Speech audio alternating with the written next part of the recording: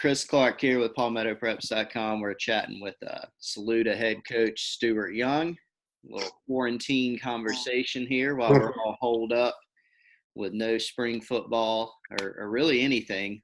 Coach, how are you getting through all this? How's everything going at the home and everything? Oh, it's a challenge, but I mean, as good as we can do, we've I guess been doing it. Got a kindergarten child and a 2-year-old, and we've been doing all the little homeschool. The good thing is my wife is an ex-kindergarten teacher, so she's giving him all this, better than I would do. I get too frustrated. He doesn't pay attention. He starts wanting to do other things. He gets frustrated. I don't know how they teach young kids like that. Hats off to those teachers, I'm telling you, those elementary teachers. But no, it's athletically, it's been a boring time, and it's going to continue, unfortunately, for a while. But yeah, we'll get back. I have no doubt. I'm kind of like I heard Dabo say the other day. I mean, we'll get back. It'll be back. I believe it. I just believe we will. So in a time like this, how do you, for your players, putting aside what you can do, under the rules and everything, but what sort of guidance do you give them? And how challenging is it? I mean, every school obviously is going to have different demographics or whatever, but I guess for you, what kind of guidance do you give your players? And then how do you get past the challenges of, hey, maybe some of them don't have workout equipment. Maybe they can't get into it. I mean, how do you go through all that? Communication is the key. We were fortunate. We lost, 19 seniors, I think, last year, maybe even more. Yeah. And so we had a young team, but we were fortunate to have them all in weightlifting class. And so I had them in there with me January, February, and half of March. And the gains were, man, it was incredible, the way these kids were. And then all of a sudden, this happens. And you don't get a chance to meet with them. So I sent them all a letter in their little packet. And then I've called about half of them or went and visited some. Now, I quit going to visit them because of, the restrictions. But right. So I think communication with them, letting you care about them, and then explaining to them, hey, have you been running? I asked them, well, no, coach, I hadn't really been running. I said, well, think about this. We may get restricted, spring ball / summer, and now we got to show up and play. And if you're out of shape, then you hurt yourself and the team. Mm-hmm. And so I'm just trying to communicate those kind of things. Of course, asking them how they're doing and making sure they're okay. But communication, that's what I'm trying to do, is just show them that I care. And hopefully that'll help. Yeah. So I want to go back to last season. Obviously, big one for you guys, with the state title and everything. You took over the program a while back. Tell me about I want to go through the season a little bit soon, but just that process, of building towards that, because you guys, gradually built up towards that state title. What was that like? What was sort of your plan to get there? And then how did the players execute that over time? Well, I've only been here. This is the only place I've ever coached. I've been here 16 years. I was an assistant. And then I became a coordinator, and then some way or another they gave me the head job. And we had had some good teams, and we were 6-4. 5-5. 2 teams we had during those 10 years. Won the first round of the playoffs, lost the second round. So we went 6-6 twice, but we had never had a winning season. And then my first year we went 2-8, and we lost every way possible. And there was some doubt, not in my mind, but in everybody's mind. Can you win here? Can it really be done? And I think coming into that second year, we had a group of guys that were just so tired of losing, and they knew they had the talent. And I think our staff was young and probably dumb, but we were green and inexperienced. But I think that kind of helped us, because I think we were like, screw it. Why not? Why can't we do it? And we ended up winning 5 in a row, and we were 5-0, and everybody's excited. And then we lost our first 2 region matches, and so here we go again. And then we go to Strom Thurmond, and their quarterback was hurt, and I understand that, but we beat those guys for the first time. And this place since then, 6-2 at that point, ended up going 10-3, and then we go 12-2, and we lost to Abbeville that year, the 10-3 year in the Upper State. But everybody's happy. great season. You know, we went and lit the Christmas tree as a team at the parade. I mean, it was just – but we wasn't satisfied. And the next year we were probably my best team since I've been the head coach, top to bottom, talent-wise. And they were a great group. And we fell short at Abbeville again by 5 points. Malik Brooks was our running back senior year. Had some really good ball players. And that group, that hurt. So you asked the question, what's the journey been like? It was filled with a lot of hurt. Came back in 17 and lost again by 5 to Abbeville. And then you start to, hear, it's time to beat them. It's time to get to the top. And, you've kind of changed the expectation. And then, of course, the next year we lost to Southside Christian in the third round. And then this year, finally, Lady Luck was on our side. The time was right. It was kind of a destiny thing. And I almost had to just step back and let it happen. And we did it, and it's been a lot of fun. So you mentioned a couple teams that were pretty prominent sort of in the rise. And correct me if I'm wrong, but, you had to play Southside and Abbeville in the playoffs this past season and got past those guys after you lost to both of them in the regular season, right? Yes. Yeah. Yes. So, and teams, all of them, right? I mean, so. Well, football is so funny. We went to Southside Christian in September. We were both undefeated. We were both ranked, I think, 2 and 3 in the state, something like that, 3 and 4, I don't know. And we lost 16-13 up there. And it's a defensive struggle. So then you come up 1 month later or 1.5 months later, and you play them. And at the end of the first half, it's 28-28. Yeah. And we ended up winning. We ended up winning 62-48. It's just crazy how things can change. I saw a quote the other day about South Carolina baseball, and they had lost to Clemson in 2010, I think 19-6 on that first weekend series, and then they turn around later in the year and beat them, dominate them in the World Series back to back.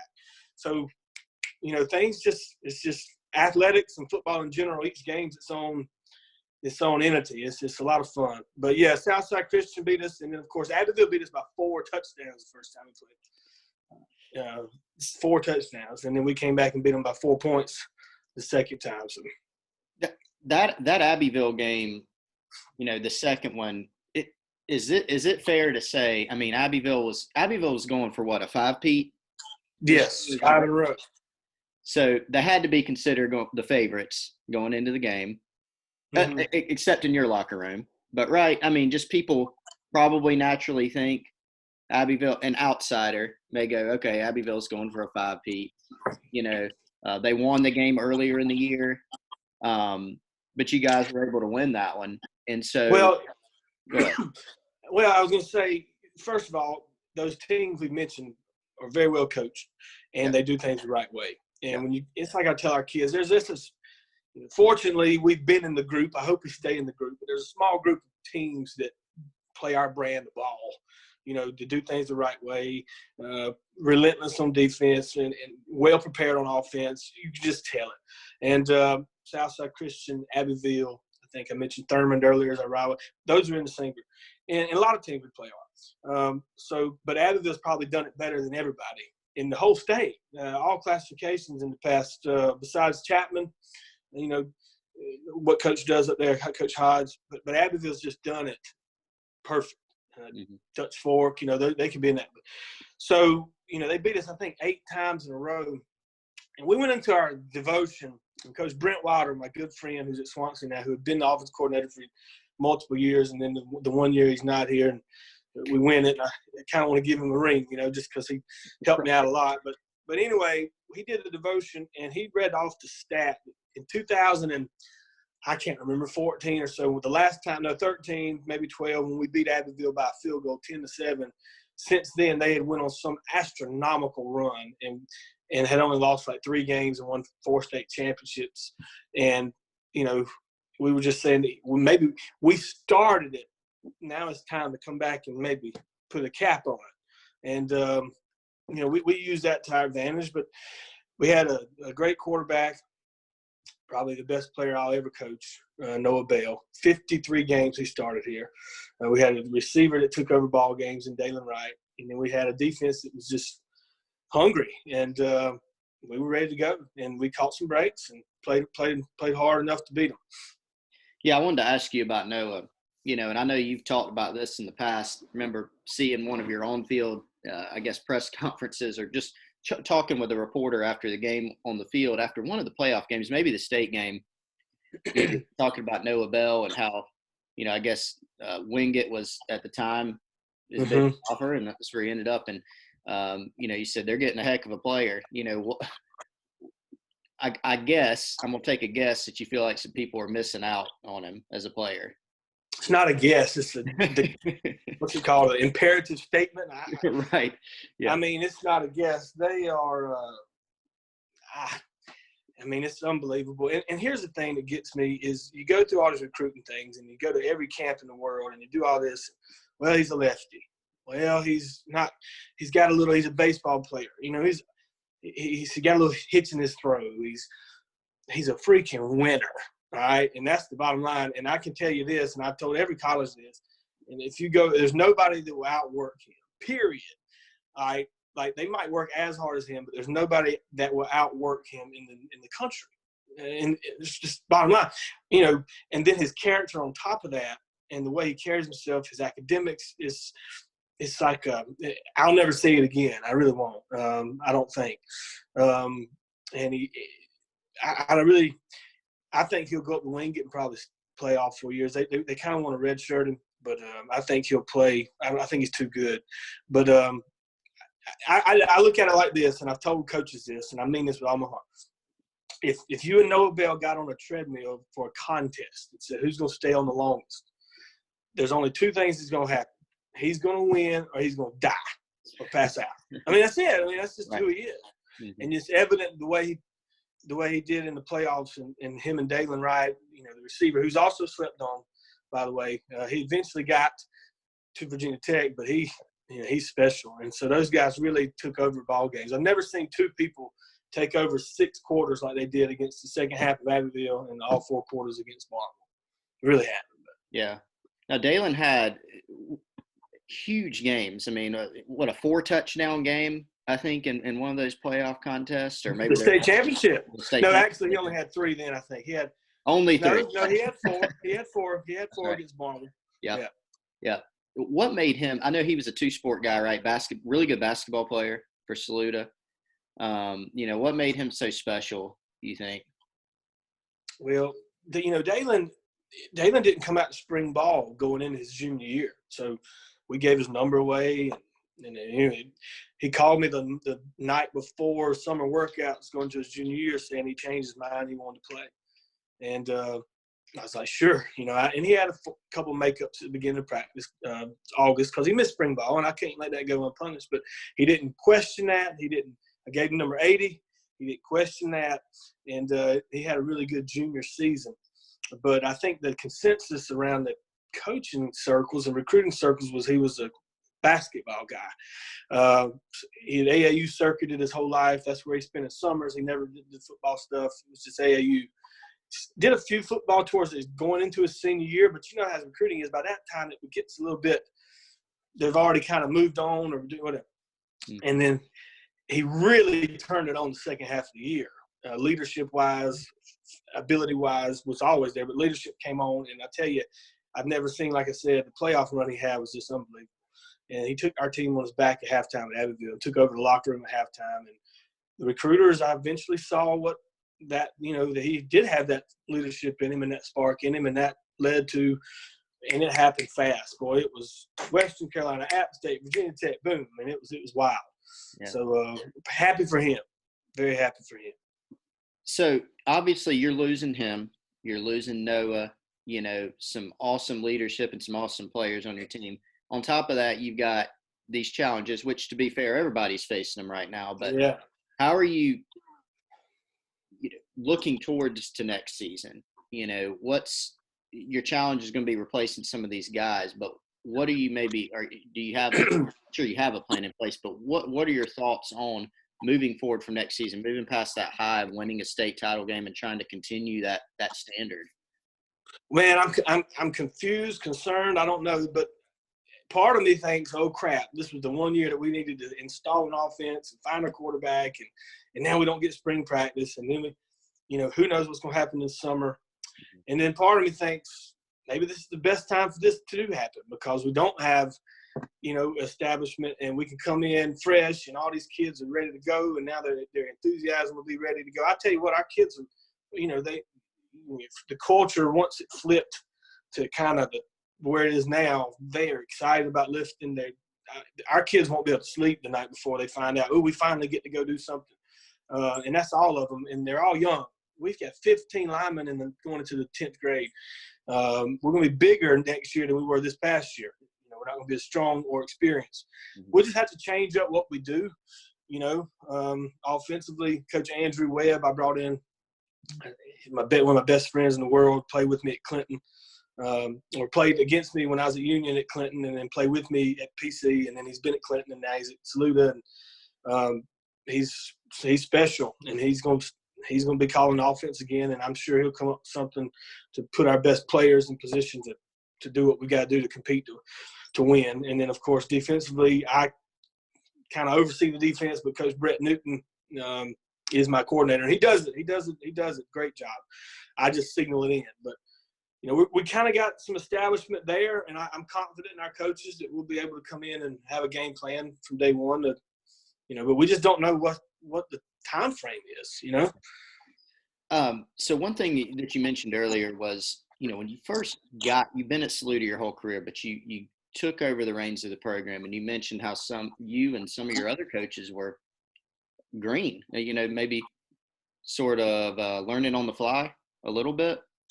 So yes, hold on, let me shut this door. My daughter opened it up. Sure thing. Okay, go ahead. Yeah. So what are some things that maybe you wish you knew, because when you're a position coach or coordinator, you can observe, but I've heard it from a lot of people that until you're in the chair, it's not really the same. So what are some things that you wish you would have known, or maybe that you would have done year one or earlier? What are some things I wish I would have done? Wish I would have called that fan that sits in the third row that knows all the answers, and called him before every game. No, it's like I told my wife this morning. We were talking about it, and I wish I would have. Well, I guess I was told kind of what things to expect. Scheduling, dealing with parents, different issues that come up. And when I first got in, my rules were like strict. I mean, I was Mr.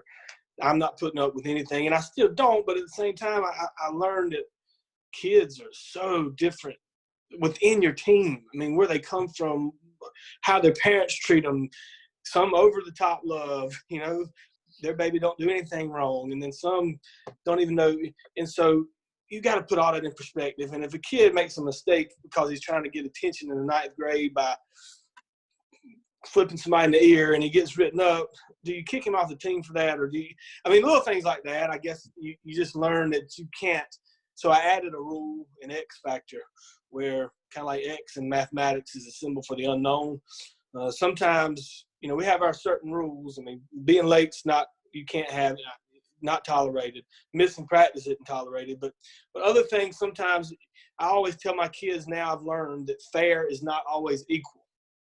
Does that make sense? Yeah. And some kids, like if Noah Bell was to walk into the school and forgot he had his hat on and got an ISS for it, probably don't suspend him for a game because of what he's put in for his whole life. But if so-and-so's been written up 5 times for the same thing and he gets an ISS, then you may get rid of him. Those are things I wish – I don't know if people told me enough that you're going to have to really think out. You can't just be cut and dry. Be careful what you put on paper, I guess I'd say. Right. And then also you got to just understand criticism. You got to have heart. It's going to happen.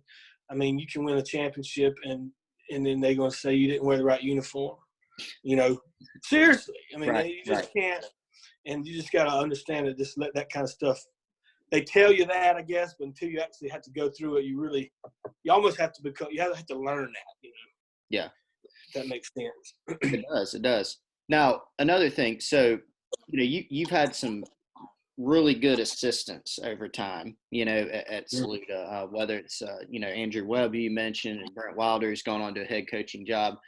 What do you look for, traits you look for in assistant coaches, or just things that, whether it's your own expectations for them, the way that you work with assistants? Can you tell me a little bit about that dynamic as far as, how much, I guess, leeway you give them with your players and how they coach, and then what you well, look for? When I got the job, I was an assistant, so I was an equal to the vast majority of them. And then all of a sudden, I become the head man.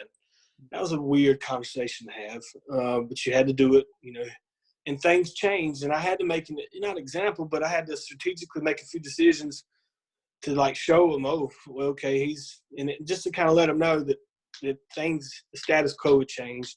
But after that, I was able to hire a few guys here and there. And then loyalty is probably what I care about the most. I tell them this every year, and I'll tell them this. I'm not naive. I know people pillow talk to their wives. They got little talk on the table to so-and-so, and they go eat lunch, and I'm not around. I mean, I get it. But at the end of the day, if you're sitting at Sunday dinner with your extended family and they start talking crap, you need to be loyal. You need to stand up for our program, and stand up for what we believe in. If you've got a problem with what we believe in, come sit in my office. We'll talk face to face, man to man. And I may change, and I have. I've changed, like I talked about earlier. I've evolved because you have to surround yourself with people that, I think, are better than you. And I've got coaches that are better football coaches probably than I am on my staff. And I think that matters. I don't think it necessarily matters how old you are. At the same time, you got to have an energy level. I think you got to have energy. I mean, President Trump's 72 and he's got energy. And then you got some people that are 65 and they seem like they're old as dirt. So age, I don't think matters, but you got to have energy, in my opinion. Those things matter. No doubt. All right, so we went – obviously, going into next season, there's a lot of unknowns. Is it going to start on time? How are teams going to prepare? But I do want to hit, before I let you go real quick, on sure outlook for next year, because obviously your region is going to continue to be challenging, I would imagine. You better be Legion Academy up there in South Point area. They're going to be tough. That's right. But we may end up going lower state. I don't know. In the past, it's been if you're first or third in the region that we're in, that hybrid region, you would stay somewhere. And if you're second and fourth, you'd go somewhere. I don't know which one's which. So we could end up playing in the lower state and then having to go up, or we could end up in the upper state. If we are fortunate enough to make the playoffs, we could be at home. I don't know, but, you got Batesburg, Leaguesville, who we play against every year, as our rival, one of our rivals, and they beat us last year, so that stings a little bit. But I'm glad they did, because I think it brought us back together. I'm not glad we lost, but I think it gave us that extra, come together, rally and cry in the locker room kind of deal. Coaches, players, everybody. But they're good, talented, well coached. Coach Adams is great coach. Coach Holmes at Gray Collegiate, I know well. They get better and better and better, and they're about to, they're kind of in that group I was talking about. I don't know much about Eau Claire and Columbia. I can't really comment on them, but then, of course, you got Newberry, who's moving back down with a legendary, great coach in Phil Strickland. And they're always big and well coached and physical. So, I mean, our region is going to be tough, and we don't know who we are. That's the big thing. If we had going into it with last year's team and knowing who we had, I'd easily say, hey, well, we can compete for a region title. But right now, I don't know. We'll just have to figure it out. But here's the thing, and I'll leave you with this. We've got only about 7 seniors on our team next year, and about 4 or 5 that we think are going to start. And the rest of them we've got not only for this year, for the next year. We get to coach this team basically the majority of them for 2 seasons, not 1. And we're just really excited about how we're going to grow. And by the time, I don't know if it's going to be at the end of this season that we peak or the end of next season that we peak, but we think we'll be back to the top soon. I don't think we're going to go anywhere. Now, I'm not saying we're going to win it, but we're going to be in that group that I was mentioning, I think. Good deal. All right. Well, Coach Young, I appreciate you taking some time to chat with us today. Good luck to you your family, the rest, and your team as y'all continue to navigate all this. And we'll catch up soon. Thanks for joining me again. Thank you, Chris. I appreciate it. Stay safe, buddy. All right, you too, buddy.